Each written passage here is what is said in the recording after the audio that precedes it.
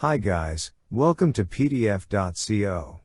In this video, I will show you how to convert a PDF into text asynchronously with PDF.co web API using PHP. Let's start. First, I will show you the sample long PDF that we're going to use for this tutorial. Now, prepare your sample PHP code. Make sure to change the API key parameter with your own. Once you're done, you may now run the program on your local host. It would take a while to convert depending on the size of your PDF file.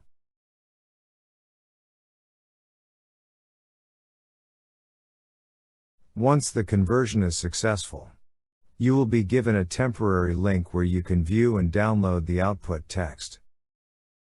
And here's what the output looks like. That's all for this tutorial. We have a lot of tutorials on our YouTube channel. Just search for PDF.co. Don't forget to subscribe and hit the notification bell icon. Thank you for watching.